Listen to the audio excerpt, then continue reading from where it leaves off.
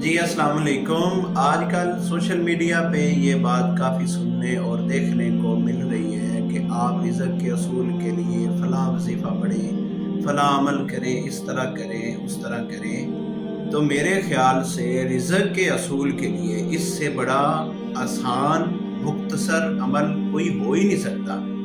نبی علیہ السلام نے فرمایا، ابی بن کعب رضی اللہ تعالیٰ عنہ والی حدیث ہے کہ جو بندہ دعا پڑھتا رہتا ہے، نبی علیہ السلام فرمانے لگے اور زیادہ کر لے تو ابی بن کعب رضی اللہ تعالیٰ عنہ فرمانے لگے اگر وہ بندہ ہر وقت دعا میں درود پاک ہی پڑھتا رہتا ہے تو اللہ کے پاک پیغمبر علیہ السلام فرمانے لگے تو پھر اس کو دنیا اور آخرت میں ہر طرح کے اللہ غم سے، پریشانی سے بچا لے گا۔ اگر آپ بھی پریشان ہیں رزق کے اصول کے لیے، اولاد کے لیے، نوکری کے لیے، کاروبار کے لیے، تو آپ درود پاک کو پڑھیے۔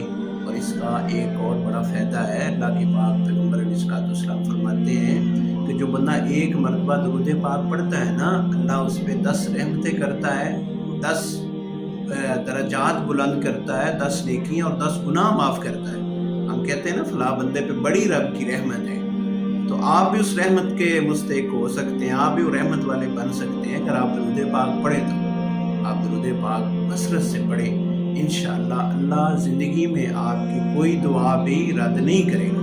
اللہ آپ کی ہر دعا قبول کرے گا، ہر پریشانی سے نجات عطا کرے گا۔